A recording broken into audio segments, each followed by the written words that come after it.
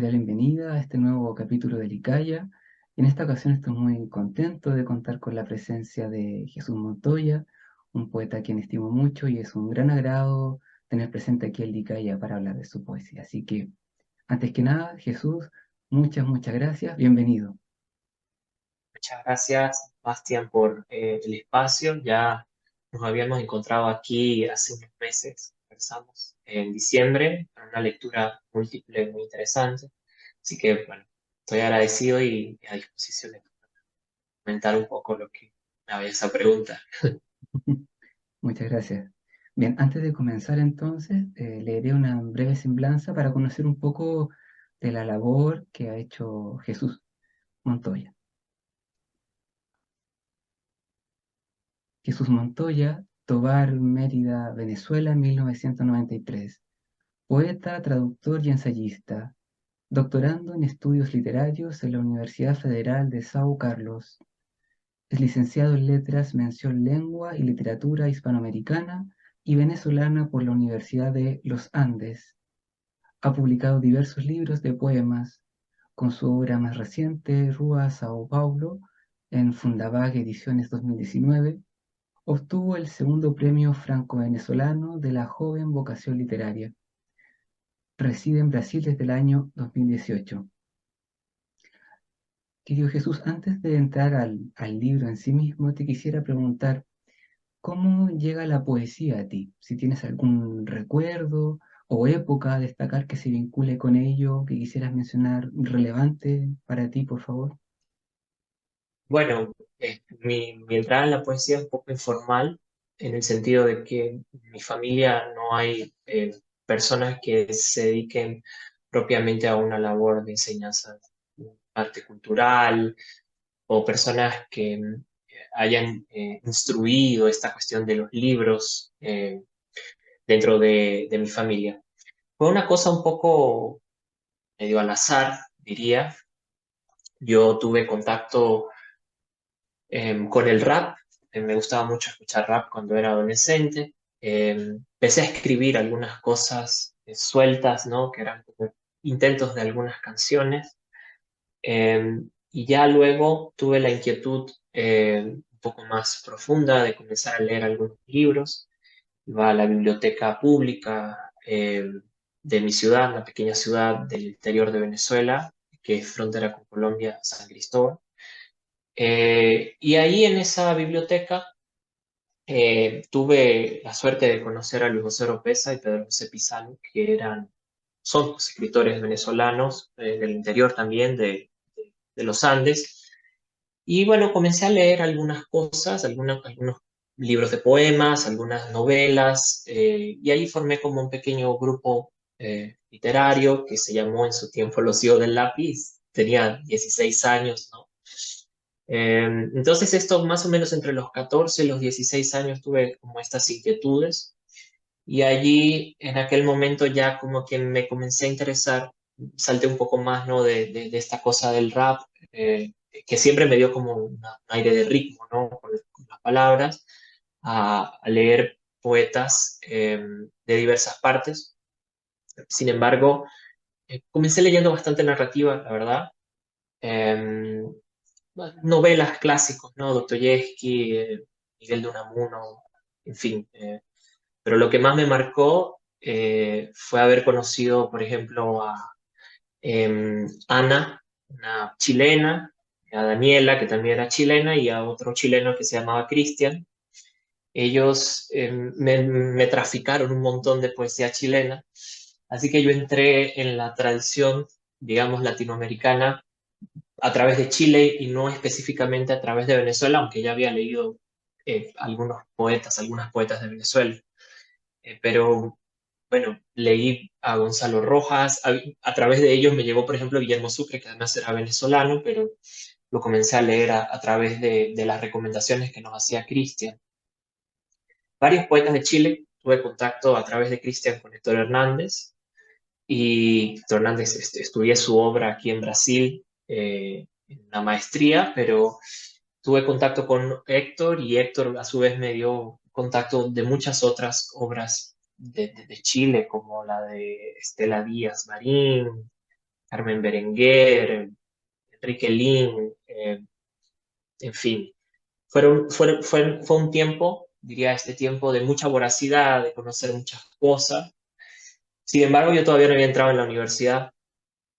Yo quería estudiar letras, pero estaba como una imposibilidad de moverme de ciudad, porque yo vivía en San Cristóbal y la Facultad de Letras de Mérida quedaba 5 horas de allí.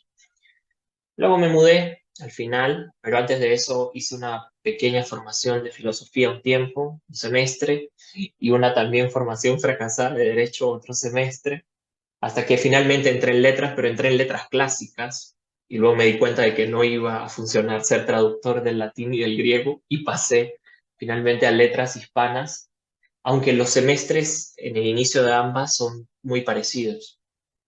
Digamos, la base de ambas es parecida. Allí tuve más contacto, creo que la base de la escuela de la Universidad de los Andes es una base que está bastante dividida entre cuestiones lingüísticas, cuestiones de literatura hispánica, aunque más hacia la novela. Entonces leí mucha más narrativa que poesía, aunque tuve la dicha de tener una profesora como Laura Fuscate que me dio esa materia de literatura hispanoamericana, número 3 creo que era, y la concentraron solo en poesía, en vanguardia, y me quedó muy marcado. La daba con otro profesor que se llama Álvaro Contreras. Me quedó muy marcado en este sentido porque pude como por primera vez ahondar, ¿sabes? Digamos, en un espacio más crítico, ¿no? Sobre esta cuestión de los manifiestos, el aura de los años 20, y obras que a su vez eran postulados estéticos que tenían que ver, por supuesto, con cuestiones epocales, pero que también me dieron como distintas maneras de observar el poema, ¿no? Sin embargo, la ciudad de Mérida tuvo muchas otras cosas para mí, vivencias muy especiales, había muchas librerías, muchos recitales, mucha gente de muchas partes, era hasta cierto punto, digamos, antes de que se afianzara tanto la crisis en el país, una ciudad muy cosmopolita, muchas librerías de libros usados, librería Nexus, librería a pie de página, los libreros, hablar con los libreros eran maravillosos, siempre había muchos libros, muchas cosas por encontrar, a pesar de que en el país no se exportaban ya muchos libros de afuera por la propia crisis, esta cuestión del precio, los dólares, de inflación, etcétera, pero se encontraban algunas joyas, ¿no? Que habían sido en algún momento traducidas de Venezuela, Monte Ávila, otras cosas. De allí, bueno, se formó como todo un intercambio también con algunos poetas de otras partes, de Coro, de Caracas, de Valencia, se a tener contacto con gente de la revista Poesía. Estoy haciendo como un resumen muy general, pero creo que en síntesis es un poco eso, ¿no? Desde el año 2009, 2010 hasta 2017, 2018 que me fui del país. Y tomando en cuenta justamente esto que tú mencionas, actualmente, ¿qué implica para ti escribir poesía? Si ha cambiado esta visión o esta manera, ¿ha tomado algún cambio brusco? ¿Cómo ha sido desde tus orígenes a lo que es actualmente para ti escribir poesía?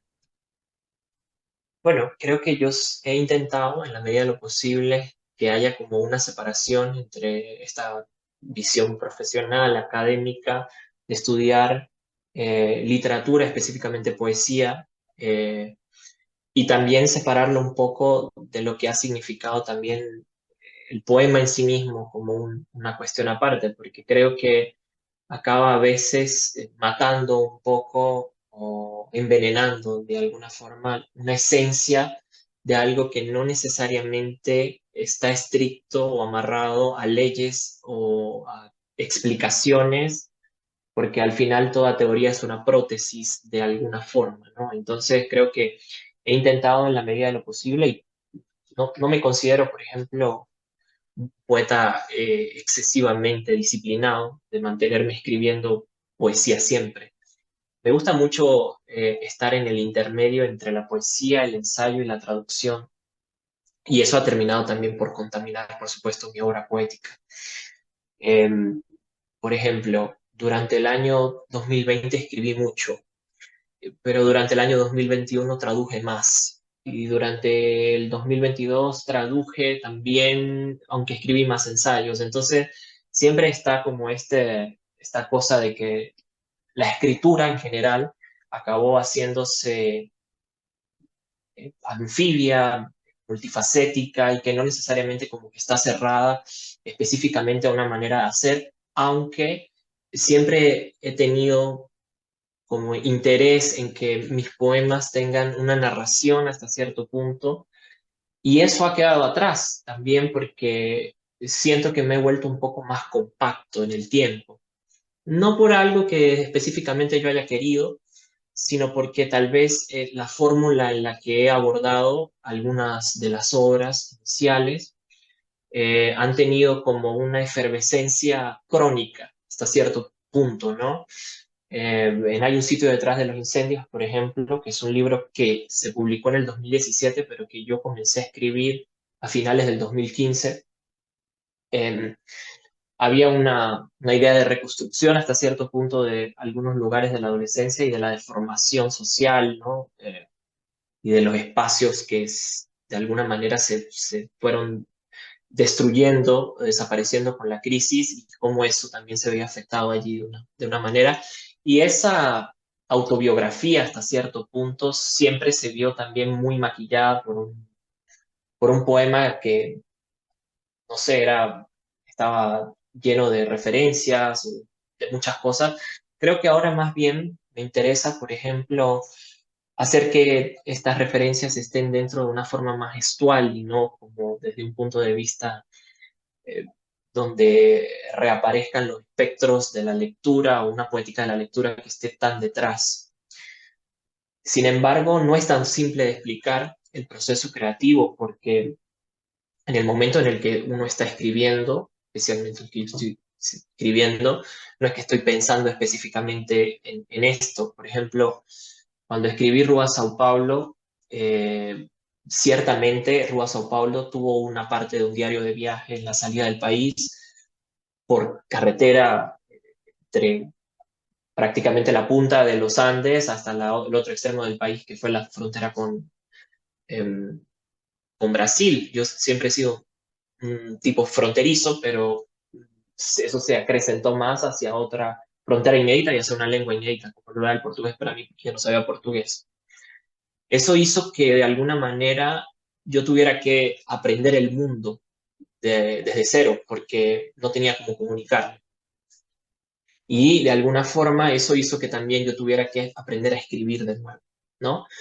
Venir a Brasil, por supuesto, fue aprender a nombrar el mundo de otra manera, aprender a escribirlo de otra manera y aprender a estar en el intermedio de otra manera y a preguntarme entonces qué era todo lo que yo había sido antes, hecho antes y escrito antes.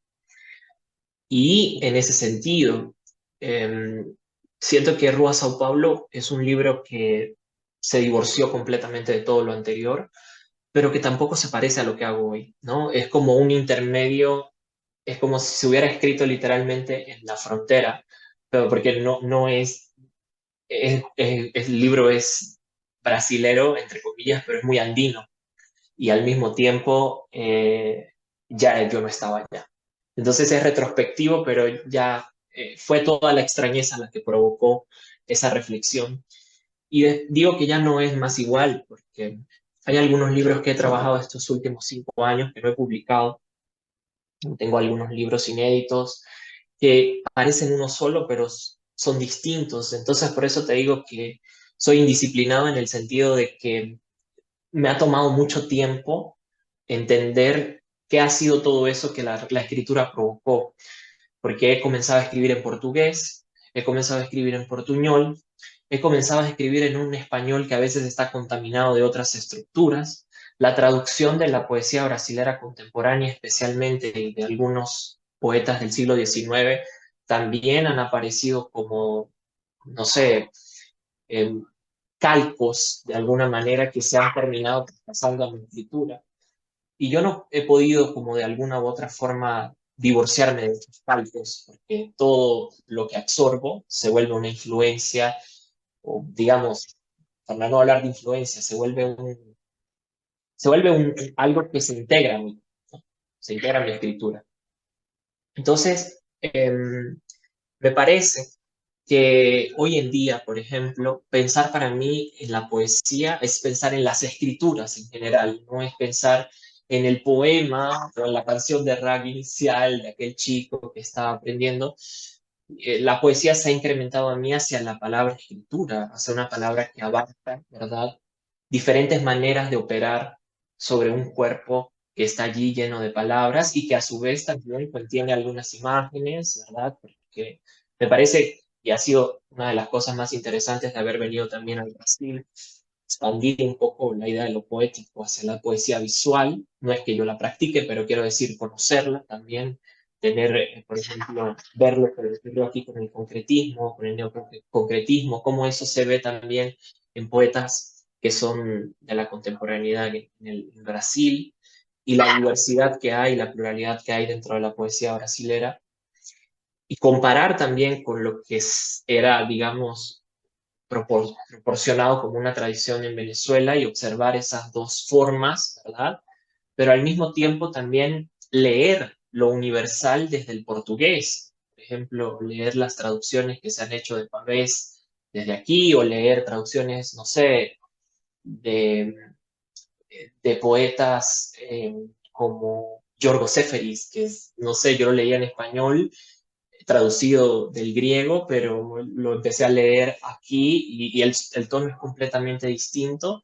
Eh, y leer así algunas obras universales, ¿no? Algunos poetas o algunas poetas que realmente leer, no sé, a Dickinson traducía aquí en el Brasil, ¿sabes? Es como, eh, más allá de lo que yo pueda observar en el inglés, me gusta observar lo que los traductores o las traductoras hacen y últimamente es como una especie de obsesión para mí e incluso no solamente con idiomas con los que tengo más cercanía, como el inglés, aunque no soy un hablante, gran hablante de inglés, pero me gusta mucho ver las versiones, ¿no? Hacer este espejo.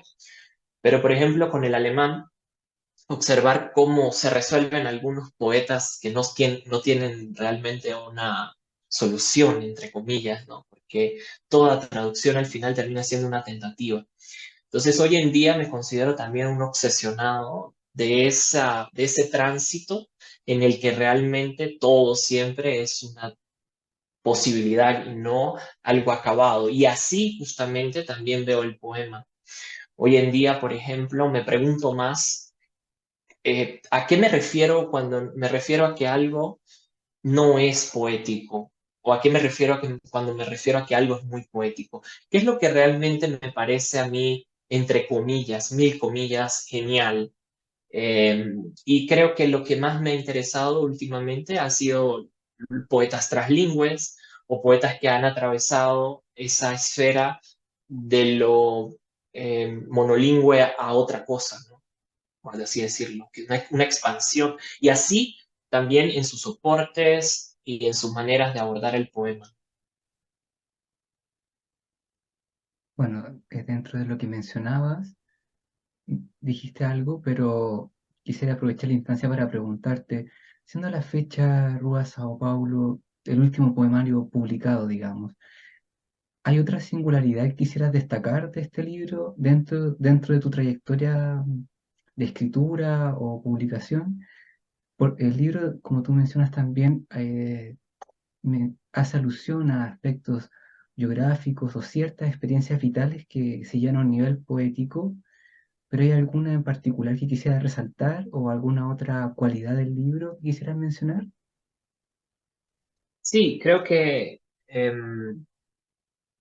al pensar en el proceso de escritura del libro, eh, desde estos estratos de haber ya existido alguna serie de poemas escritos en Venezuela, el cuaderno que se formó durante el viaje, fotografías que yo había tomado, que para mí, a ver, yo hice un curso de fotografía cuando tenía 17 años. Tengo dos grandes amigos que fueron los que me dieron, es una pareja de amigos que me dieron este curso, María José y Carlos, y que después se volvieron mis amigos y yo salía con ellos a tomar fotos. Entonces aprendía con Carlos, que era un poco más técnico, y con María José, que era un poco más libre en el ojo. Y María José, que tenía una formación de periodista, y Carlos era un tipo más calculador, es programador, trabaja con cuestiones de programación.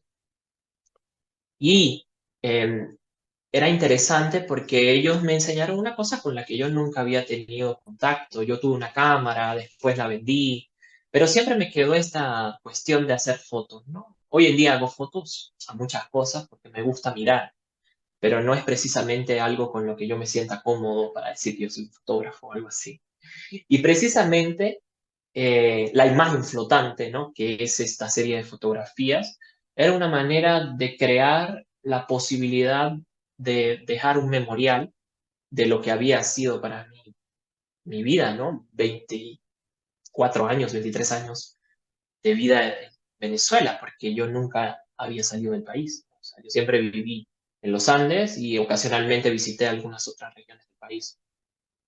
Entonces, digamos que el desarraigo fue grande. Tal vez, no quiero decir que para una persona que había visitado diferentes países no hubiera sido igual, pero para mí, por ejemplo, fue muy complejo simplemente tener que salir y aprender otra lengua y no tenía como una posibilidad de volver tan pronto.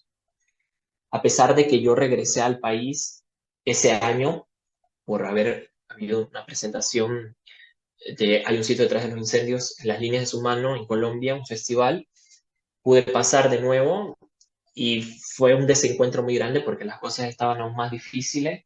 Y luego en diciembre estuve de ese año y luego hubo todo un desastre con el apagón en Venezuela.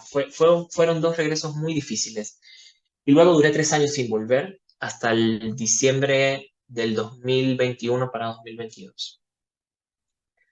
Y también, bueno, fue mejor, pero igual siempre fue muy difícil, ¿no? Porque todo es distinto y tú ya no eres el mismo, pero las personas que dejaste allá también no son las mismas y el tiempo pasa para ti, pero también pasa para ellos. Entonces, esta situación migratoria también, de alguna manera, observar el libro, ¿verdad? En su totalidad hoy en día, para mí, ha representado algo que se quedó atrás, pero algo que me acompaña siempre. Rua Sao Paulo es simplemente una calle del interior de San Carlos que se llama Rua Sao Paulo. Y yo simplemente estaba escribiendo mucho porque no podía ni siquiera hablar y alcé la cabeza y pensé, esto que estoy escribiendo se llama Rua Sao Paulo. No, ese es el camino, ¿no? Era un aviso de una calle. La Rua Sao Paulo, que era cerca de la Rua Perú, que era un barrio donde hay, en la Villa Brasilia hay varios nombres de calles de países, ¿no? Entonces estaba la Rua Perú, la Rua Venezuela, la Rua Chile, y eso me parecía muy interesante porque yo estaba viviendo en la Rua Perú, pero estaba como en un circuito donde era América, ¿no? De alguna forma, en un barrio cerca de la universidad. Y volví al Star Wars Sao Paulo. Fue la primera vez que salí a un bar caminando, un bar que se llama Bar Victoria. Y ahí yo vi este lugar y bueno, quedó Rua Sao Paulo. Pero después, en ese proceso de escritura me pasaba mucho que como en las clases no entendía lo que los profesores muchas veces decían, entonces yo, bueno, eran 4 horas de clase seguida, con intervalos de 15 minutos en el posgrado, y a veces yo me ponía a escribir. Entonces, muchos ejercicios resultaron de las propias lecturas de textos que ni siquiera entendía en su totalidad. Y por eso digo que siempre hubo como una manera de no llegar al final de un resultado concreto. Para mí el libro se terminó, pero no se terminó. O sea, tal vez yo esté escribiendo aún Rubá Sao Paulo, ¿no? Yo no lo sé. Por eso tal vez estos libros que han quedado, o tal vez si Rúa Sao Paulo no se hubiese publicado, Rúa Sao Paulo tal vez sería parte de este conjunto de textos que yo escribí estando afuera y precisamente creo que por ese estar afuera o por ese estar en tránsito, yo todavía siento que mi obra sigue en tránsito todo el tiempo. Por ejemplo, yo tengo un libro que se llama Sales y en realidad es porque este pueblo de donde estoy, es el pueblo donde viven mis suegros, se llama Sales Oliveira, pero el verbo salir en portugués en la segunda persona es sais, ¿no? Y si el verbo en el español es sales, entonces es sales sais, ¿no? En realidad hay un juego con esto y la sal también, en fin, es como un juego lingüístico y siempre estoy pensando acerca de esta posibilidad y de lo inteligible que también puedo sonar para algunas personas porque no tienen un manejo del portugués o del español también, ¿no? Si me leen desde el Brasil. Pero también yo siento que el portuñol en cierto sentido, o digamos el entrelugar de las lenguas, es el lugar donde yo habito, a pesar de que yo soy profesor de español. Pero ciertamente en algunos momentos me da mucha emoción escribir en español, pero hasta cierto punto he sentido que el español ya no es suficiente. Y a veces recurro al portugués, pero el portugués, yo no le soy suficiente al portugués porque es mi segunda lengua. Entonces, esa, esa, a veces tengo ganas de tomar esos libros. Dije, voy a tomar todo eso y voy a hacer un gran libro. Pero de repente me doy cuenta también de que hay un libro de estos libros que fue el que empecé a escribir después de Rua São Paulo, que lo empecé a escribir directamente en portugués. Pero yo no tenía en ese tiempo, por ejemplo, las, digamos, herramientas o las potencialidades que adquirí con la lengua después. Y entonces empezó a balbucear mucho en portugués. Entonces, después pasó a ser medio en portuñol y después lo traduje todo al español. Y después, y existe así. O sea, ahí tengo versiones del libro que están en portugués, otras que fueron autotraducidas al español, otras que del español pasaron a españolizarse más. Entonces, así me ha pasado con algunos otros poemas. Y me he preguntado realmente cuál de ellos es mejor. O sea, ¿cuál de ellos es mejor para quién? A lo mejor para la persona que los escribió, el autor, entre comillas, que los escribió en su momento, era mejor la versión en portugués. Para el que lo revisó después fue mejor pasarlo al español y para el que lo revisó después tal vez, hoy en día a veces pienso que en realidad lo mejor es ver todo el proceso y no verlos separados. Pero para poder hacer eso tendría que ser como una especie de versión de la versión de la versión de la versión, que significaría también hasta cierto punto el cambio que ha habido con respecto a entender que no, el poema no es una cosa que tú acabas, el poema siempre es un procedimiento que está en constante cambio.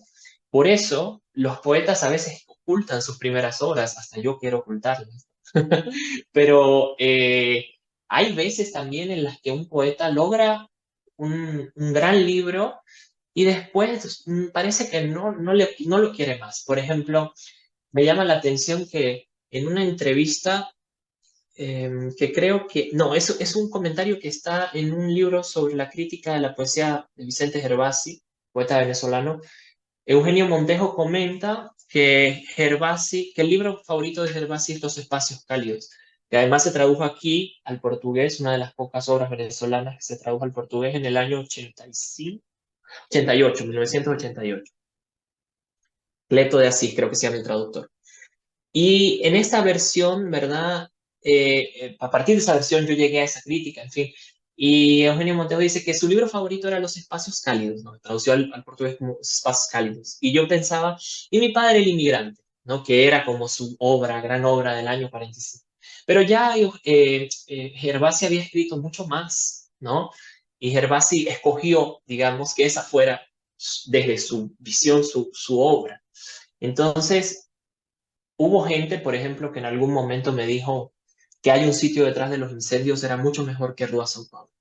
Desde mi punto de vista, no lo es. O sea, desde mi punto de vista no lo es. Pero hay gente que se tocó más por ese otro libro y hubo gente que le gustó más alguno anterior y habrá gente que no le gustó Rua São Paulo porque tal vez hubo una persona que me dijo algo así como que ese libro está mal escrito, tiene errores ortográficos. Y yo le dije, claro, porque hay algunas cosas que están entrometidas entre el portugués y el español. De hecho, el libro arranca a propósito con un epígrafe de Ida Granco que tiene unas is que no son las is griegas, ¿no? Son las is latinas, porque Ida Granco escribía algunos de sus poemas así.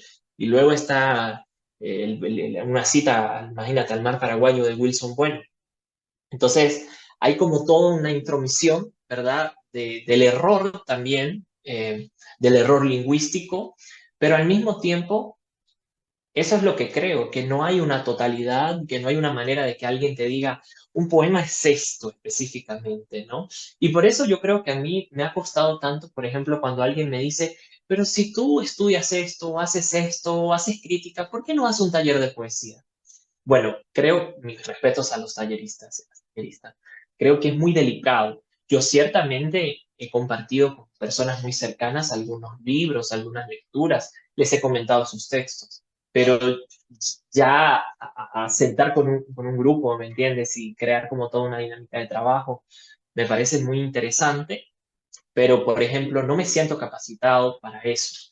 Siento que más bien estoy capacitado tal vez para observar desde afuera ciertos procesos críticos literarios e incluso aplicarlos como crítica a mí mismo, ¿no? A mi propio trabajo. Y por eso no confío tampoco en lo que estoy haciendo hoy en día. Disculpa la extensión.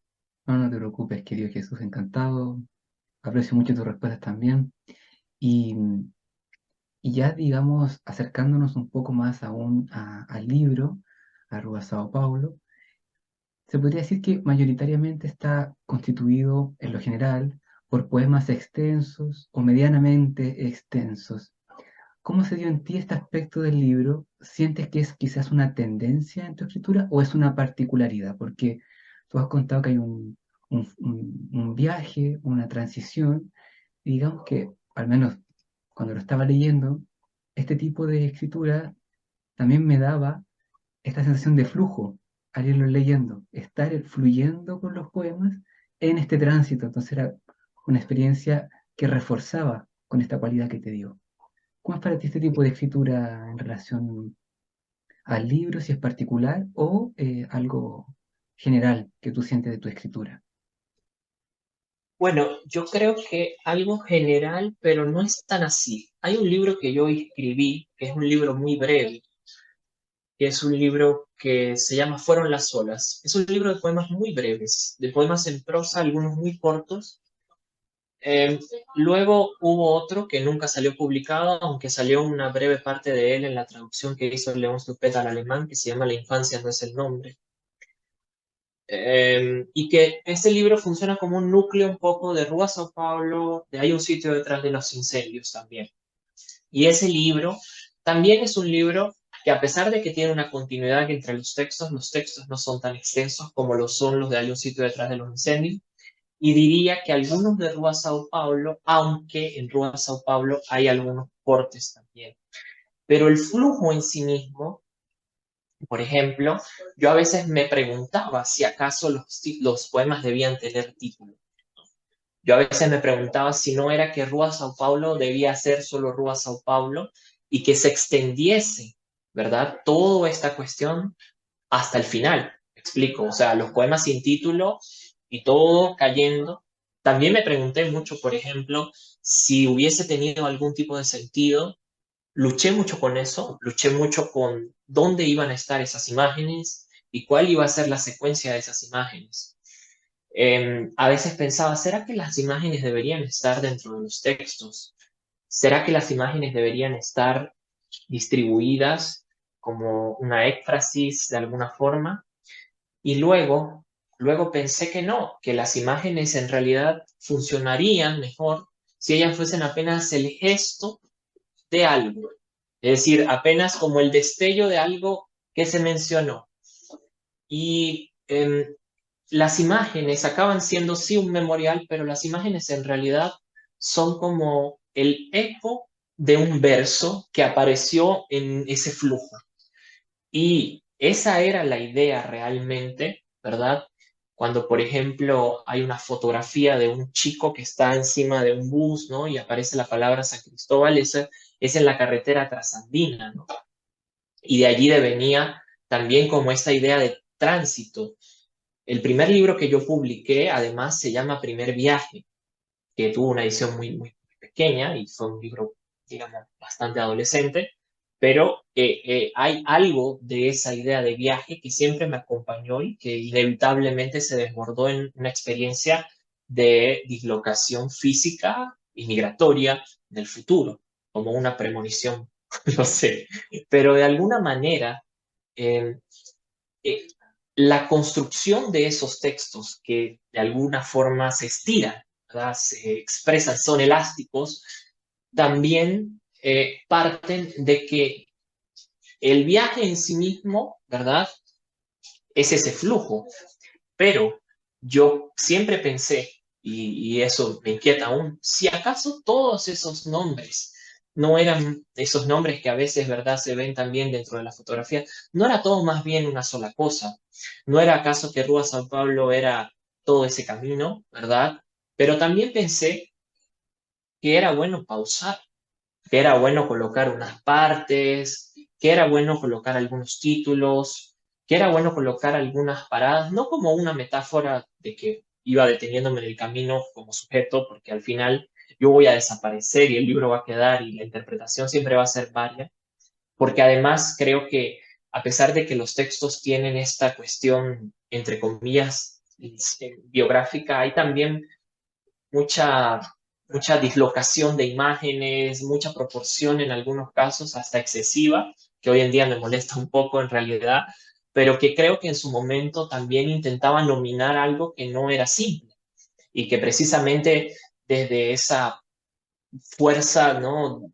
Desde esa construcción, por ejemplo, hay un poema, ahora no recuerdo cómo se llama, que habla de un Cristo de humo, que evoca el recuerdo y baja por una montaña y ve a los pavos reales. Y esas eran imágenes propias del paisaje del valle en Venezuela, del valle de Mérida, pero que realmente parten en ese exceso. Si tú, por ejemplo, lees no lo sé, algunos textos de Stephanie Rodríguez o de Jairo Rojas Rojas, tú vas a ver que hay algo allí que se constituye desde la imagen a un paisaje que ellos también buscan, no necesariamente nominar, pero que es un paisaje que se refleja en esa majestuosidad y en el interior. Le preguntaban en estos días a Jairo, en la presentación de un libro de otro colega de los Andes, ¿por qué los poetas jóvenes andinos tenían esta, ¿no? Y él decía que era insustituible, ¿no? La montaña, esta cuestión andina, o sea, tú sales en Mérida y no, tú alzas la mirada y no consigues acabar de mirar la montaña, tienes que alzarla un poco más, ¿no? Y en ese sentido, era un lugar muy pequeño, era una ciudad muy pequeña para tanta montaña, por así decirlo. Y esos espacios, ¿verdad? Eh, también de alguna manera muy curiosa, se metieron dentro del poema para hacer eso, que no necesariamente es la edificación de un paisaje siempre, sino que también es la proporción de una serie de palabras que constituyen algo amplio, ¿no? Un río, una cosa allí que surge, que sale, que algunas personas han querido hasta cierto punto decirme, no, pero suena muy neobarroco, ¿no? O algo así, sí, bueno, yo he tenido una relación muy cercana con los poetas barrocos, neobarrocos, como les quieran llamar, o neobarrosos, ¿no? Como les quieran llamar. Por ejemplo, una de las obras que más me ha interesado en el Brasil ha sido la de José Batista, quien fue además la traductora de Néstor Perlonger al portugués y quien hizo además con Perlonger los trasplantinos en los años 90, que es el Brasil. Entonces, por ejemplo, cuando Jocelyn traduce, ¿verdad?, los cantos guaraníes y al mismo tiempo escribe sobre estos cantos, me interesa también, ¿verdad?, esta cuestión eh, de esa posibilidad de, en la imagen que parece hermética, ¿verdad?, introducir algo que realmente no es tan simple de decir. Ahora, ciertamente habrá quien observe esto desde un punto de vista de poesía objetivista o de poesía más conversacional o de poesía que hereda otras cosas. Para mí siempre va a haber un tino de un poco de cada cosa. No es que yo me esté definiendo como un poeta barroco, pero no desecho el barroco, ni tampoco desecho la poesía que sea más objetiva. En algunos poemas posteriores, por ejemplo, yo he matado el yo hasta cierto punto, vale la redundancia del yo. Hay un poema que escribí que se llama Autobiografía sin nadie, por ejemplo, en uno de mis libros inéditos. Y dice algo así como en algún punto, tenderse a mirar el cielo anónimo aún hoy es un milagro, ¿no? Entonces, también esa proporción donde el sujeto va muriendo y se va volviendo una lengua, un lenguaje o algo, está allí, ¿no? Y em, esa misma caducidad de lo largo a lo concreto o de lo concreto a lo largo, tú la puedes ver en diversas obras. Hay poetas que puedes ver el Rafael Cadenas de los Cuadernos del Destierro, por ejemplo, y mira el último Rafael Cadenas. Y no está mal una ni la otra, me explico. Es el ejercicio que se interpreta desde distintas partes. El haiku tiene tanto valor como un poema de Marosa Di Giorgio en prosa, por ejemplo. Y a mí me ha interesado, por ejemplo, mucho últimamente el haiku, por ejemplo. Y he leído, por ejemplo, una fantástica antología, ahora no recuerdo los compiladores, que publicó la Universidad de Campinas y que se reeditó. Y los textos están traducidos al portugués, pero vienen con su traducción fonética, ¿no? A cómo sonarían. Y me parece hermosísimo, ¿no? Hay uno en especial que me toca mucho por mi paternidad, que era el sol sobre la ropa del niño que acabé de dejar durmiendo, ¿no? Y es algo muy, muy hermoso, muy específico. Entonces, no hay para mí realmente hoy en día algo que defina propiamente. Ahí está, por ejemplo, también el trabajo que hacen los slammers, las slammers en Brasil, o la literatura que se hace desde la favela, o los poetas que son un poco más collagistas, ¿no? Que hacen obras visuales. O sea, realmente no hay una manera de simplemente encerrar el hecho poético a algo. Yo diría que soy un poeta que tiene una inclinación por las palabras, por supuesto, pero también puedo ser un poeta de las imágenes escritas a través de las palabras, o puedo ser un poeta de las imágenes hechas con materiales que, ¿verdad?, pueden reflejar palabras. No lo sé. Depende mucho. A veces, por ejemplo, he observado piedras que me dan ganas de pintar. Lo que pasa es que no tengo espacio en mi taller de escritura y en el espacio, pero a veces me dan ganas de tomar, no sé, como hace Verónica Yafé, la poeta venezolana, que hace unos mapas inmensos con plumas de loros y al mismo tiempo traduce a Helderlin y al mismo tiempo hace una versión libre de Helderlin. Eso me parece sensacional. Verónica Yafé para mí, por ejemplo, en estos últimos años, que además he estudiado su obra, se ha convertido en una referencia ineludible. Pero precisamente por eso, porque Verónica Yafé disloca y trae a la traducción a ser reflexionada dentro del poema y al mismo poema hacer un cartón dentro de sí mismo para convertirse en una obra física.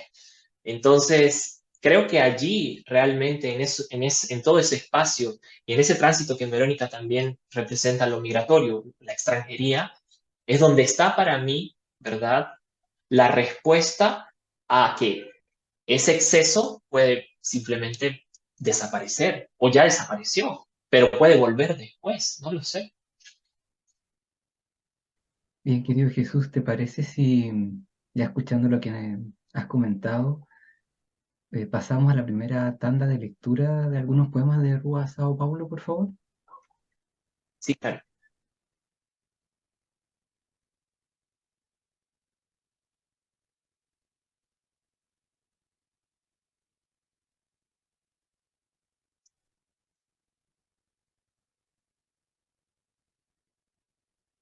El cielo es una tarde que transcurre manca, manca la cuerda que traza al hombre desnudo. El cielo, solo él como un campo que arde, madera y pavimento, la cuerda baja sola, el cielo alumbra. Una tarde el cielo cayó en ceniza de árbol, era yo su cuerda blanca en vilo hacia la luz. Adheridas estaban nuestras sombras a campo claro. El cielo escampa entre la tarde. El cielo de imagen desahucia melodía, dedo frío castra, calienta su espaldar, caño y primavera, declive y lustro, a la nube llegará en soledad el pájaro como marca de ojos cerrados.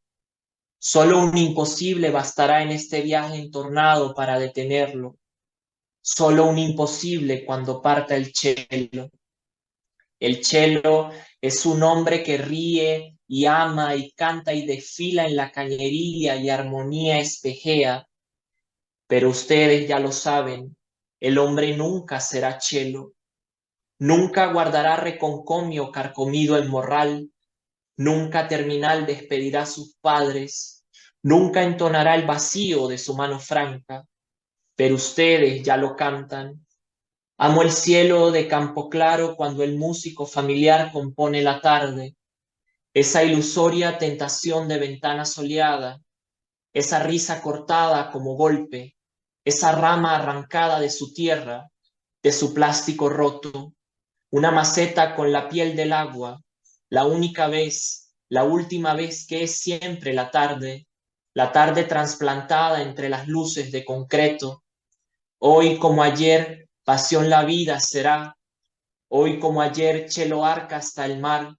Hoy como ayer, chelo en manta crecerá. Hoy como ayer, chelo arropará. Hoy como ayer, chelo mano pieza de estudiante residencial.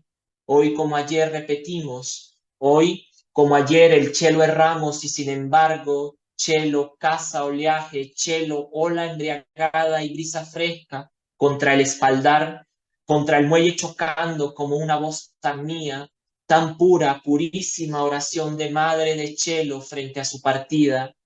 Hoy como ayer bajo la cuadra, observa la esquina en trémula quietud. Su brazo compromete el paisaje. Su brazo es el paisaje, paisaje de Chelo, paisaje de luz, de ventana soleada, paisaje chocando y nada más.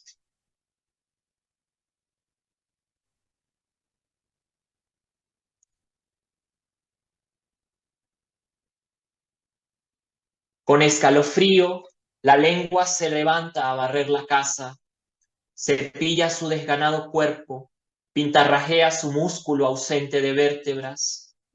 Hoy es lunes clarividente y hay que barrer la casa, piensa ella. La casa de la lengua no es robusta, sus paredes son blancas y verdosas, su sala cristiana nos mira girar pasillos delgados como sombras. Simbólica no es, herbívora de luz, la lengua, una máscara vaciada, una cáscara neurótica. La lengua tiñe cosmética su atareo. Ustedes le dijeron algo, díganle la verdad, porque estoy tan solo. Quiero decir, tan sola la lengua está que inventa una deshabitada acentuación, un oportuno corte. Barre la casa y escucha canciones de su tierra. La tierra de la lengua es exterior a su cuerpo, pero la realidad le impone, le impone. La realidad turbulenta le impone sucesos. Su bisabuela, por ejemplo, murió el martes pasado y la lengua lloró solitaria en unas escaleras frente a los árboles. Lloró lágrimas peculiares, casi históricas, lágrimas que trémulas cayeron por sus aftas. Quiero decir, lágrimas como luceros, como perros ladrando.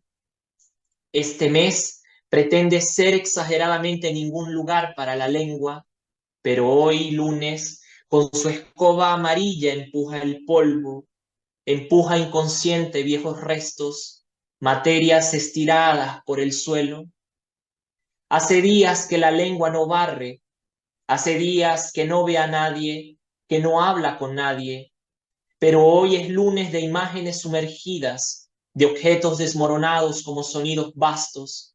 Pastosa está ella, cada papila camina por un vocablo diferente, fracturado, cada una recorriendo surcos, descifrando grafías en los escondrijos.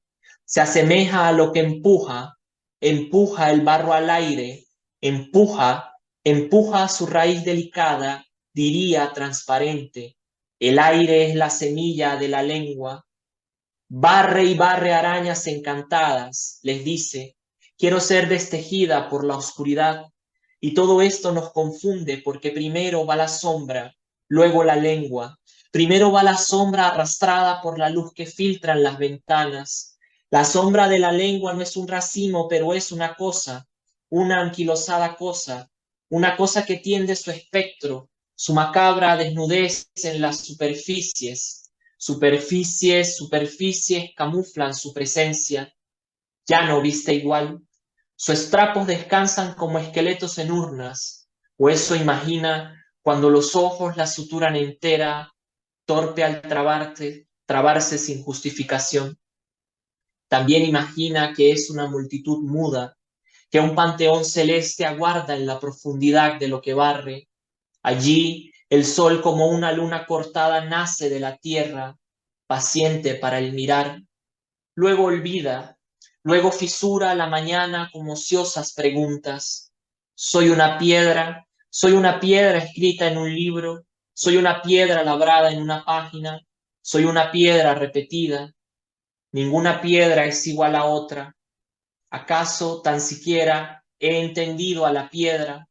Al vagarla la he vuelto un crematorio de enigmas. Parla, parla cuando desplaza por sueños al fumador en la boca de la puerta. ¿Con quién habla? ¿Qué le dice? Este lunes hay tanto silencio. Recoge tímida sus dudas. La lengua, como una tortuga, se esconde en sí misma. Muchas gracias, querido Jesús, por tu lectura de estos Gracias a ti. poemas. Y ya escuchando tu lectura, lo que ya has considerado comentar, ¿consideras que algunos elementos, algo en general que puedas mencionar de Rúa a Sao Paulo, se conectan a poemas nuevos o inéditos? Algo mencionaste hace un rato, algo quedó llamándote a atender o a regresar respecto a eso. Creo que este poema que acabé de leer, que se llama Mudo Nudo, es es una poética hasta cierto punto, ¿no? De algo que se flexionó sin ser de forma muy consciente, pero de lo que me fui haciendo consciente posteriormente. Por eso te decía que tratar de entender desde un principio el proceso de creación no es tan simple, ¿no? Tal vez con el tiempo tú ves cómo, por ejemplo, en este caso, esa poética se fue esparciendo por ejemplo, en un libro que se llama no audible, ¿no? Que sería como nudo audible, o a veces también se llama nudo audible, o a veces se llama no audible. Entonces, como sea que se llame él en sus tres formas, él es parte de ese mudo nudo que ya no es, ya no es más mudo. Ahora él habla, ¿no? Y se deshace también, ¿no? La cuerda se hace, digamos, se deshace el mudo.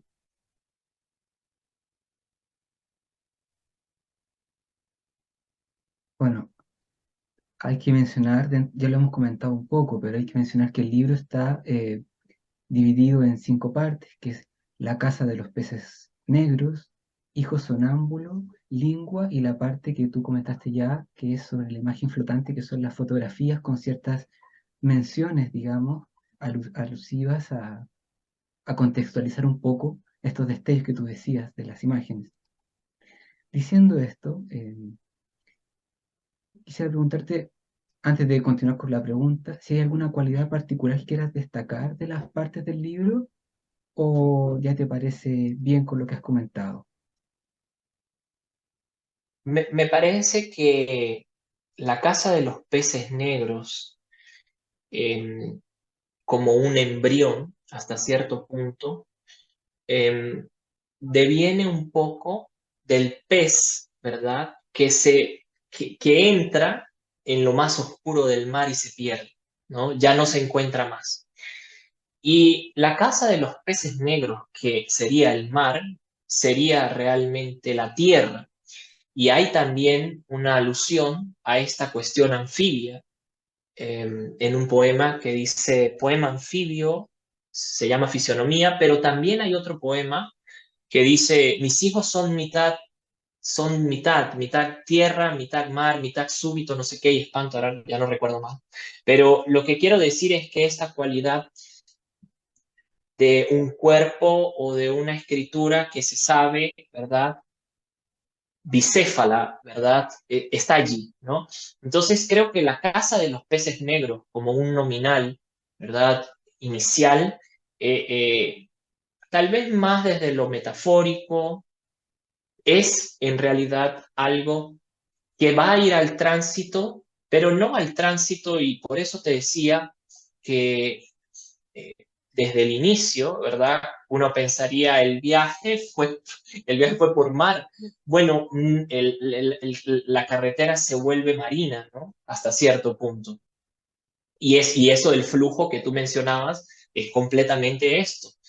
Y fíjate que esta cosa de poema reciclado, poema anfibio, en tu calle habrá un hombre solo, es un despeje, ¿no? Del paisaje, del propio paisaje, que realmente son múltiples paisajes, porque precisamente no es tan simple nominar, ¿verdad?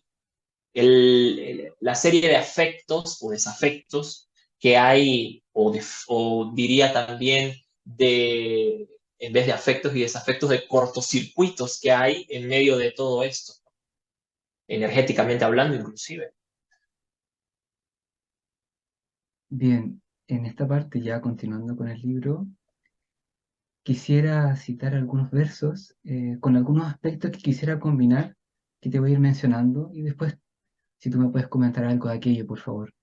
Por ejemplo, dentro del libro hay una sección, se podría palpar en todo el recorrido del libro una transformación íntima, pero a la vez con el contacto de la existencia, de la naturaleza y de muchas variables, y a la vez está esta lengua que va irrumpiendo y que va brotando de diferentes maneras. Entonces, uno se encuentra con versos como: he arrancado las orejas a las plantas para oírte en la hondura de la tierra. Más adelante: deja que tu animal dormido sea capaz de hablar, que su lengua desenrede rasgos. O también otros versos dice: alguien habla por mí, alguien desde que traspasé las plantas, santo animal del peregrinaje, luciérnaga que me llamó fundido, que luciérnaga me llamó fundido en su abertura, y así, ¿no? Va continuando, y lo que tú mencionabas de los peces negros, dice: te has revelado con los peces negros y ahora sueñas, sueñas, que eso uno se lo encuentra más adelante. Y también tú leíste justamente el poema que dice: se asemeja a lo que empuja, empuja el barro al aire, empuja su raíz delicada, diría transparente, el aire es la semilla de la lengua. Entonces, esta experiencia de, de perderse en la existencia con el contacto, ¿no? Esto con la naturaleza y con diferentes situaciones, y esa lengua que va brotando y que excede, tú en un momento dices, me dice así, me nomina así, es este aspecto, ¿qué te causa al rememorar esta cualidad que más o menos sondea el libro? ¿Qué te causa rememorar aquello? Bueno, es interesante eso que dices, porque si tú te pones a pensar, bueno, si yo me pongo a pensar, si nos ponemos a pensar, observando hacia atrás, tú puedes ver, hay un sitio detrás de los incendios que la presencia de animales es básicamente inexistente, ¿no? Entonces, hubo un momento, ¿verdad? Tal vez en que lo animal, además, yo recuerdo, cierto, que cuando estuve en Colombia, esa vez que te dije, que pasé al país en 2018, yo compré un libro que editó el Instituto Caray Cuervo en el 99, que era un libro que se llama, ahora no sé quiénes fueron los compiladores, no lo recuerdo, pero es un libro que se llama Faunética. Era un libro que es un libro muy gordo, que tiene poemas de muchos animales de distintas lenguas y épocas. Y es muy genial porque el libro viene con las versiones originales y las versiones al español. Entonces aparecen poemas en francés sobre la luciérnaga, poemas en inglés sobre la cigüeña, cualquier cantidad de cosas. Hay muchos, o sea, es un libro fantástico como para sentarse a revisar. Y me gustaba mucho, ¿verdad? Este libro lo compré con un amigo que se llama Pedro, y me gustaba mucho ver este libro como una especie de tesoro donde siempre aparecía algo. Pero también debo decir que ahora que estoy recordando, yo leí un libro sobre el que escribí recientemente algo, que se llama Canto de Luz Negra, ¿no? De poeta Santos López. Y además de este libro de Santos López, estuve leyendo en ese tiempo en Venezuela algunos de sus libros iniciales. El Canto de la Tribu, creo que era el otro, y había otro que publicó Monte Ávila Editores que no recuerdo. Después, mucho después, con Alejandro Sebastiani preparamos un dossier de su obra, de la obra del poeta Santos López, y ahora recientemente escribí un texto que se vino madurando en mi cabeza durante estos años, en el que abordé otras cosas que no tenían que ver específicamente con la presencia de lo animal, aunque sí, ¿verdad?, de este lenguaje que excede, ¿no?, que excede un poco las fronteras entre lo real y lo espiritual, inclusive, ¿no? Y yo creo que en Rua, Sao Paulo, no sé bien por dónde se podría ver, pero en Rua, Sao Paulo existe sí el brote de una lengua o el nacimiento de una lengua a partir de toda esa...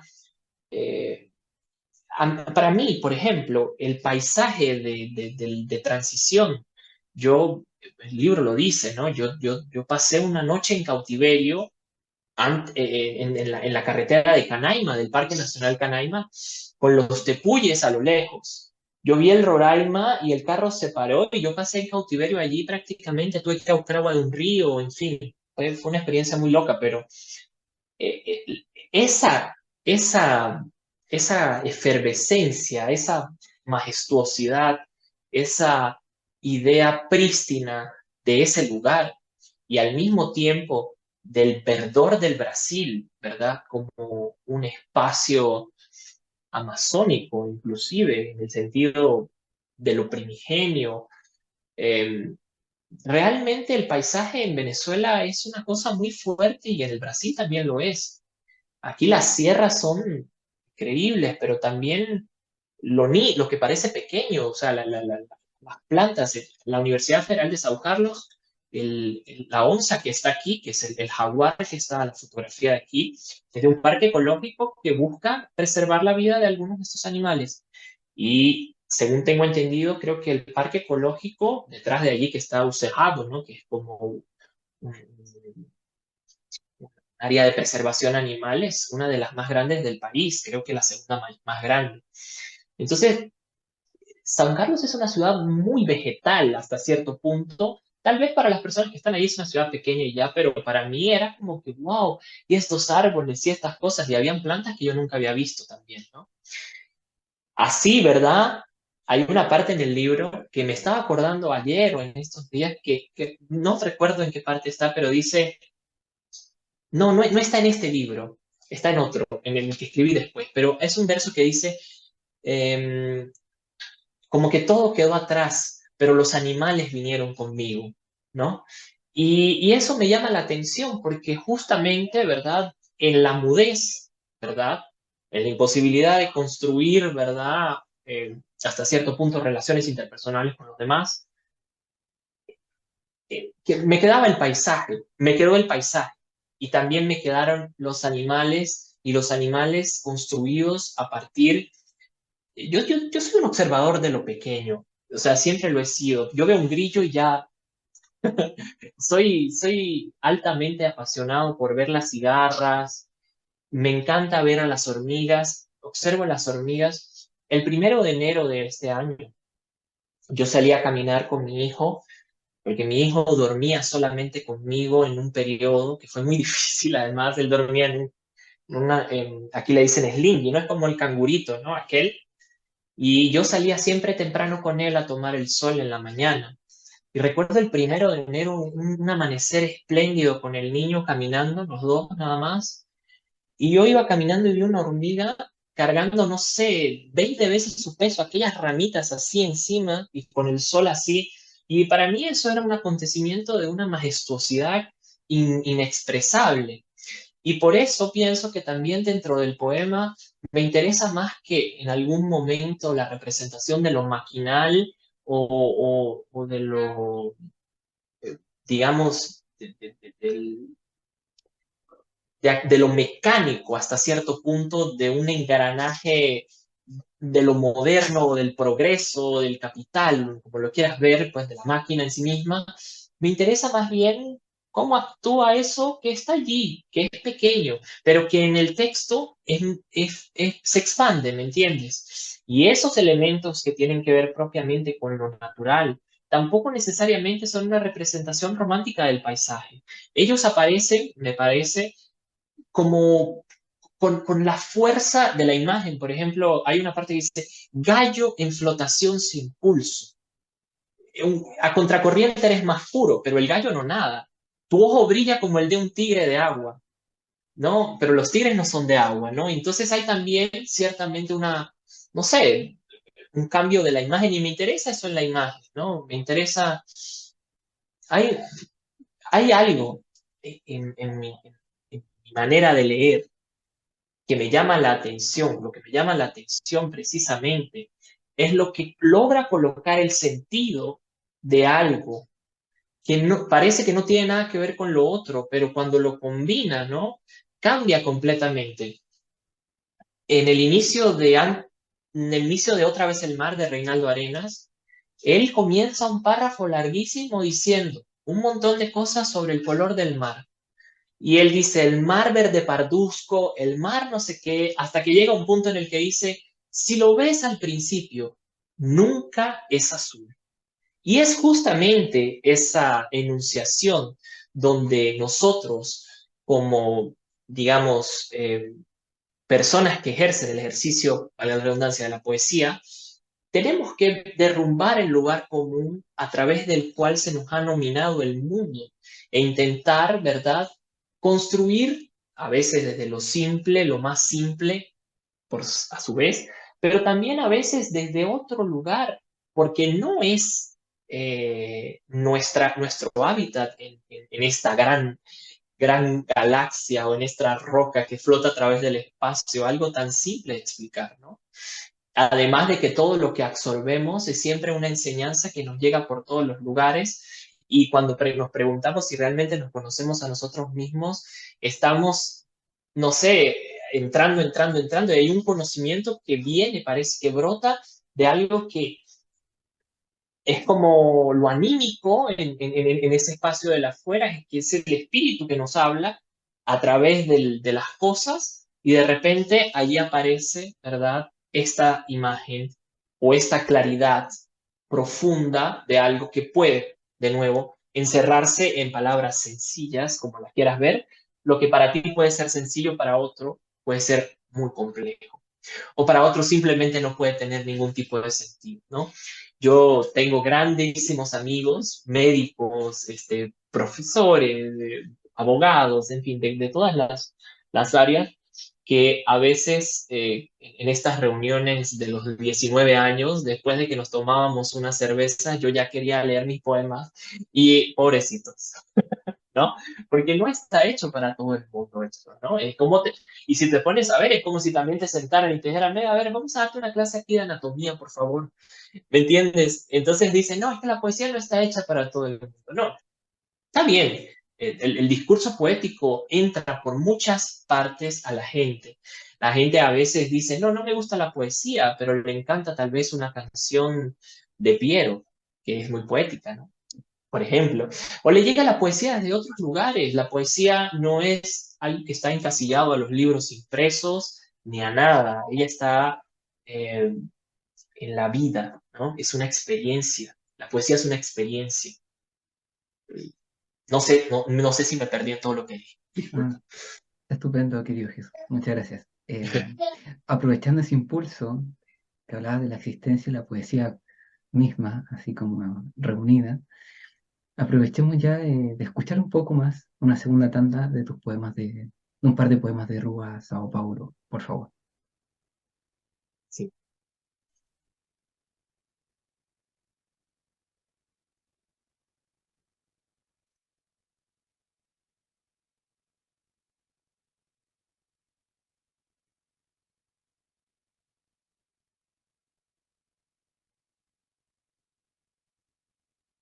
Cemitério da Saudade, a Saulo Marino.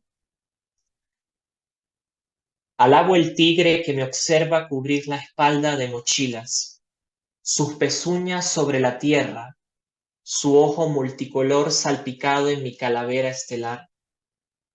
Detenido en Campinas, tras un vidrio celeste, deletré, Cemitério da Saudade.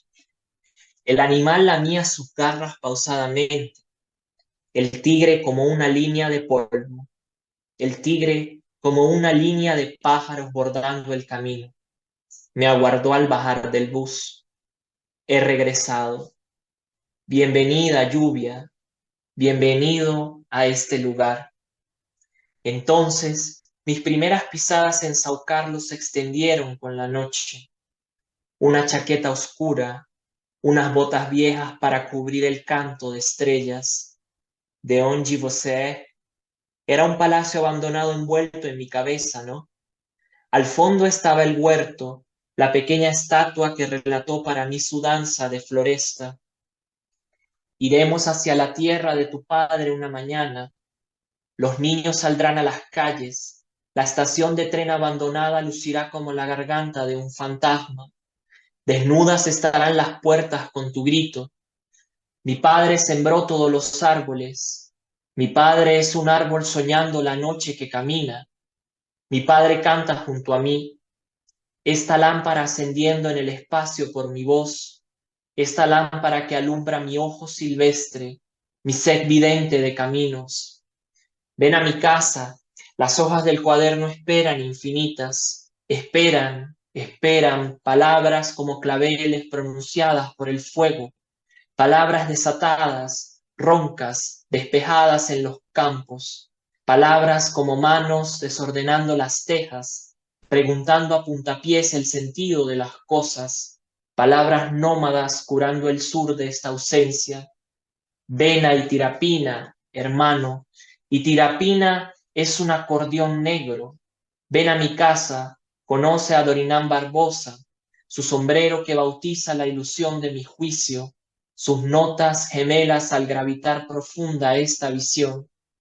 Siempre estaremos aquí. Quería comentar que la persona que, eh, bueno, dos cosas quería comentar. La persona que tocó el acordeón, este acordeón negro, en el interior de aquí de San Pablo, en esa pequeña ciudad que se llama Itirapina, se llamaba Ralph y era un migrante italiano que aquí en el interior del Brasil, por lo menos, hasta donde tengo entendido, pasaba una cosa muy loca, ¿no? Que además, por supuesto, de todo el asunto del racismo, la colonización y las haciendas con negros, etcétera, eh, y máquinas de tortura, en fin. Había también otras haciendas que eran eh, eh, de esclavos blancos, ¿no? Y eran algunos migrantes italianos que habían llegado y ponían a trabajar. Según recuerdo, si mal no recuerdo, Ralph o era hijo o había sido parte de eso, su familia había sido parte de esos esclavos italianos que trabajaron dentro del imperio. Pero Ralph era músico y había sido también amigo del papá de Saulo, que a su vez tradujo Rua Sao Paulo entero al portugués, solo que no hemos terminado de revisarlo, pero tal vez, no sé, este año, el año que viene, lo publiquemos. Saulo es periodista, pero bueno, él se quedó, se hizo mi amigo y se quedó muy inquieto y quiso traducir al español el libro porque él sabe español, perdón, al portugués, él sabe español.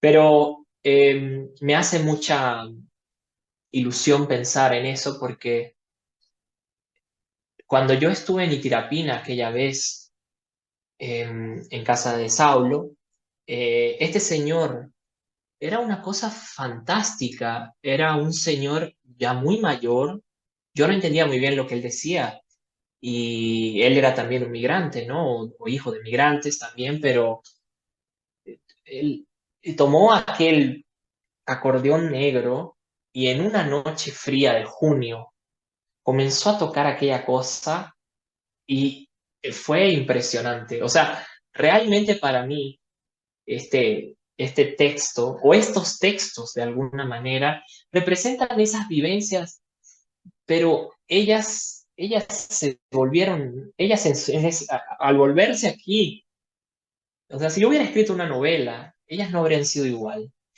¿no? Y ese tigre que observa, ¿no? O esa cosa que es el tigre, esa línea de polvo, eso es lo que, a eso me refería, ¿no? Un poco ejemplificando lo que comentaba, de que no es tan simple hablar de un animal desde su lugar común, como no es tan simple también decir que el mar es simplemente azul, ¿no?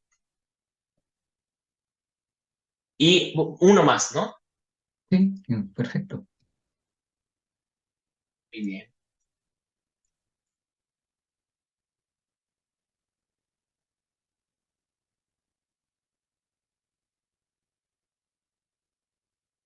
Mis alucinaciones en el siglo nuevo son un viaje sin retorno, imposibles como un punto ciego.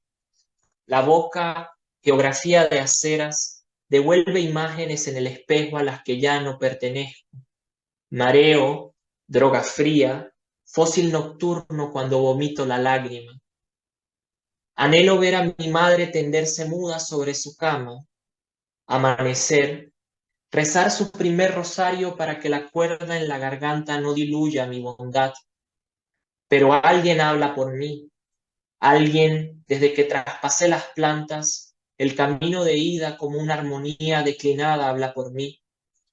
Su aspecto interior apila aves extrañas en mis sueños, trenes como espirales que quiebran la bahía. Santo animal del peregrinaje, luciérnaga me llamó fundido en su abertura. Atrás todo está lejos, atrás la piel planta el paisaje.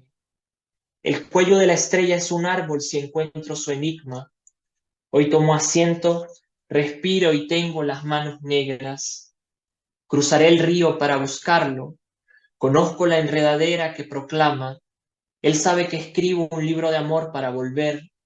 La distancia única es el cuerpo, un valle luminoso de orificios figurados, mariposas de nieve, mariposas de espuma. Anhelo ver a mi madre.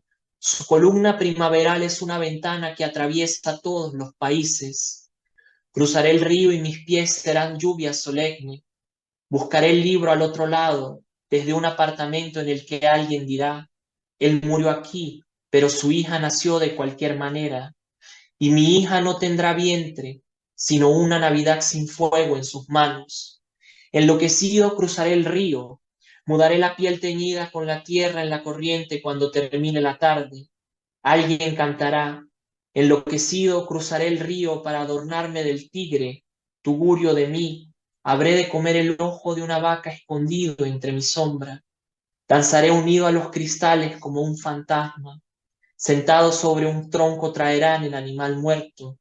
Mi pecho desnudo será rasgado por sus uñas.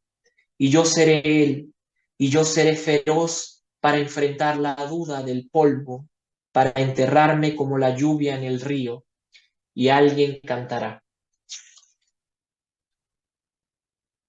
Gracias, querido Jesús, por tu segunda lectura. Y, y ya saliendo un poco ya de Rua Sao Paulo, quisiera preguntarte, has hablado un poco de escritura, de libros posteriores a Rua Sao Paulo que no se han publicado, pero ¿cuentas con poemas nuevos a nivel poético, inéditos, recientes, o alguna posible publicación de alguno de tus poemarios? ¿Que quisieras comentar algo? Bueno, hasta ahora no sé, puedo comentar más bien un poco de cosas que van a salir, quiero decir.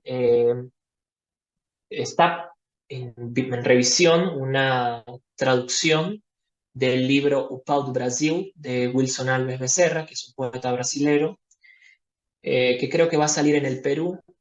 Estamos en ello. Es un libro que tuvo el apoyo de la Casa de Traductores Loren en el 2021, la residencia que fue virtual porque no pudimos concretar el viaje a Suiza por la pandemia. Y está también por salir en Miami una traducción del libro Bye Bye Babel de Patricia Lavelle, que es una poeta brasilera francesa, Brasil-Francia, Y Patricia, este libro es muy interesante también porque tiene un poco de esta cuestión de mistura de lenguas, fue un ejercicio muy interesante de traducir. Y está, en teoría, también por salir un libro que traduje de Orides Fontela, que es su primer libro, Transposición, del año 69, que también, por cierto, tiene un prólogo de la propia Patricia, que es estudiosa de la obra de Orides Fontela, la poeta de culto del Brasil, muy, muy maravillosa. Yo quería, ¿verdad?, sobre poemas inéditos, quería, bueno, compartir un poco. Cuando estuve en Aruba, em, recientemente en el Encuentro Internacional de Poesía que hubo en la isla, escribí algunos poemas, algunos los escribí directamente en portugués. Quería tal vez compartir alguno de esos, pero antes de compartir eso, me gustaría compartir una versión que hice de un poeta de Curazao que escribe en papiamento. Yo no soy experto en papiamento, pero hice un ejercicio porque el papiamento tiene como una estructura de base del portugués y algunas cosas del español, también del holandés, ¿no? Y del inglés. Hice un ejercicio acompañado de algunos poetas de allá, Arturo de Simone, y bueno, aún son dos versiones libres, les pongo libres porque también hay un margen de error. eh, y bueno, quería compartirlas y luego ya veo si comparto otro texto, ¿ok? Estos poemas son de Philip van den Maecker. Su texto originalmente se llama Milenga Papiamento. No leo el original porque no sé pronunciar papiamento, pero el texto pertenece a Voz de Gurico, que es un libro del año 2000. Y las versiones libres al Philip van der Maecker dicen así. Mi lengua es una cabulla larga que está anudada al barco de mi espíritu en el muelle pesado de la realidad. Allí, brasa da en demasía para bailar a su antojo sobre la ola de la fantasía. Mi lengua tiene un canto innovador para que yo duerma y sueñe la noche entera. De pie hacia el alba puede cantar sus frases de anhelo y pena, de honda rabia y esperanza, de desilusión y fe. Mi lengua tiene la esencia de mi tierra, idéntica fuerte desea las rocas de su costa, igual que el agua fina anhela a una mujer que le cante contenta como el zarcero políglota, que triste ascienda al sol y deje humana lo que ama lejos de casa. Mi lengua tiene el color de la flor de lo anglo y se calienta como la tierra roja bajo las lagartijas que emana. Mi lengua describe la fiesta con su rabo incesante, corre y se esconde en setos diversos con el poder de hablar la red de mi lengua. En mi lengua, mi madre me amamantó con su leche. Mi lengua enseña a ese niño a distinguir pájaros sobre sus pies. Me enseña a abrir el alma desde aquí. Posees un objeto más rico que esta lejanía de lengua como un cóndor. 2. Mi lengua es una larga cabulla anudada de lanchas, un muelle pesado donde las olas bailan a su antojo. Mi lengua se abandona a otras costas a la manera del zarcero políglota, triste como un sol que desciende deja humana lo que ama. Mi lengua se flexiona de ficciones y cree que está ya en su ayer, pero no está en ninguna parte. Mi lengua se calienta como la tierra roja de salamandras, menea el rabo y se esconde en setos diversos. Mi lengua madre me amamanta y me enseña a distar la marecía, los cocoteros sobre la cabeza. Y bueno, yo en realidad quería leer un poema que es un poema muy especial para mí, porque es un poema que escribí tenía mucho tiempo sin escribir, lo escribí en Aruba, eh, y lo escribí en portugués, pero bueno, También tal vez haya algunas personas del Brasil que vayan a ver este video, tal vez algunas personas queridas, no lo sé. Y me gustaría mucho leer este poema para cerrar. El poema se llama Ilias y está dedicado a Arturo de Simone. Ele sorri numa ilha sua por trás do pescoço do galo. Sorri pela palma que aponta as ondas. Sorri, úmido, olha longe os pedaços de outra terra. Mastiga a massa branca, rum que destila a árida força dos espinhos, e algo se levanta pela história como um jacaré para roer sua pele cheia de verbos mal conjugados. Uma lancha atravessa a luz do branquial que a gringa ignora, essa viking sensação de ser o corsário de chinelos moídos, com a língua torta pela outra que descreve uma morada vazia, uma sinagoga gélida, onde engatinham as aranhas nômades de escolhas na escuridão, farinha, sabor de falcão, no céu da boca venezuelano, o manguezal, que anseia o furacão distante da brisa publicitária que destoa somatizado, onde a iguana deixa no colo minutar ao ilhado, travando o trânsito invisível dos insetos, sua infância entre rochas, frente à polis, na política mutação de costurar um livro papelão que recria a vida do mototaxista peruano, desnudez dadas às patas do burro, que aloia as iates choros do Caribe engole. Popa são palavras, por exemplo, popa são palavras que sempre achei, polvo pala, que sempre me parecieron, que sempre achei esquisitas, iguais a túnicas balsâmicas para dorso dar ao isolamento estrangeiro, a capital das árvores que de lá abrigaram meu pai. Ele veio à ilha quando tinha 22 anos, em maio de 1995. Não soube me dizer. Ele não lembra, mas trabalhou de segurança. Entrava nos cassinos dos hotéis se fazendo passar por turista para roubar restos nos restaurantes. O imagino como um adolescente com a língua cravada nas xícaras, com a língua estéril, com a língua ilusão de dólares esgarçados meu pai, que sempre quis que eu aprendesse inglês, tô falido até agora. Meu pai que sempre quis que eu tivesse um visto americano, mas só no caminho consegui atravessar uma fronteira contígua e como um pirata furtei essa língua, a mesma que meu pai enterrava para sobreviver com outra fantasia. Agora, longe, no caderno de Aruba, abraço meu filho que nítido lambe uma tangerina nos meus braços. E de repente, não esperamos mais. Vamos descendo até o braille dos caramujos. Contemplamos os pacotes que matam a saudade, os barcos, os pedaços em San Nicolás do semente. Peregrinamos um aferrado ao outro. E por um instante, meu filho e eu deixamos de ter dois corpos, de ter mãos, pés pusilânimes, na beira da praia, cristalinos como pedras que se amam, viramos um só.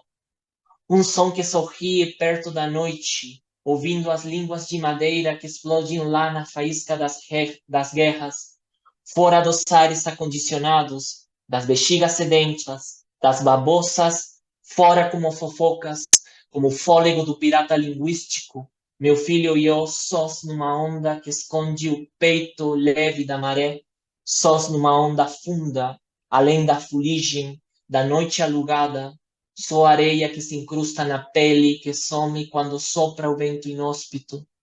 E a nossa língua alucina pássaros poliglotas, gaviões e urubus, ônibus lutados de olhares ancestrais como abismos sânscritos, onde as catacumbas marinhas nos bebem em fluxo fino, só pólen recém-roubado à memória anestesiada de uma abelha, à memória rasteira de ovos cujo volume vaga embaixo do ventre das tartarugas, sós numa onda, só uma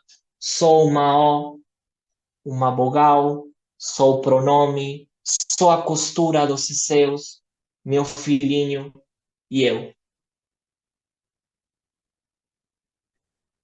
Querido Jesús, muchísimas gracias también por compartir sobre todo este singular y valiosísimo poema para ti. Lo aprecio mucho que lo hayas leído, lo atesoro acá en Licaya, solamente para ir finalizando con este bello poema. Te quisiera preguntar si quieres dar algún tipo de información ya de alguna actividad puntual que vayas a realizar en la prontitud. Estamos grabando el video a inicio de septiembre de 2023. ¿Alguna actividad o algo que quieras puntual comentar? Es bienvenido, por favor. No, estoy perdido en el interior de San Pablo, criando a mi pequeño, estudiando un montón y estoy escribiendo. No tengo muchas novedades, más que las salidas de estas traducciones que ya comenté, que me alegran mucho. Así que últimamente he estado muy metido traduciendo, ¿no? Por eso también quise hacer un poco diferente, ¿no? Este cierre, y pensar también en este devenir, tal vez a partir de la posibilidad de continuar escribiendo en portugués y y de que a su vez muchos poetas venezolanos sean traducidos al portugués y de que muchas y muchos poetas brasileños sean traducidos al español, ¿no? Me siento como un puente más que como un sujeto individual. Muchas gracias entonces, querido Jesús, por tus últimas palabras. Solamente te reitero mi agradecimiento, es un gusto reencontrarnos. Esta ya es segunda vez que tengo la fortuna de contar contigo acá en Licaya, así que muy contento, muy agradecido también con la poesía que viene contigo. Y para quienes vean el video, van a poder encontrar en la descripción algunos enlaces de Jesús, algunos poemas, el libro Rúa Sao Paulo, por supuesto que va a estar el enlace para poder acceder a él, la lectura. Así que lo dejamos hasta acá. Muchas gracias, Jesús. Un gran abrazo hasta Brasil. Hasta pronto. Muchísimas gracias, Bastián, y a todas las personas que puedan ver este video. Muchísimas gracias. Mi poesía, mi trabajo literario no sería nada sin los lectores, sin las lectoras. Y estoy especialmente muy agradecido contigo, Bastián, porque, bueno, con decirte que la última vez que leí poesía, bueno, además de este encuentro singular en la isla de Aruba en mayo, fue en diciembre contigo. Así que es muy especial para mí volver en la ocasión de Licaya poder compartir bueno, tienes un lugar muy especial guardado aquí, además de que sé que por aquí ha pasado mucha gente linda, como que quiero mucho y que aprecio, como Stephanie, Adalbert, en fin, personas muy queridas. Te admiro mucho. Un fuerte abrazo, querido.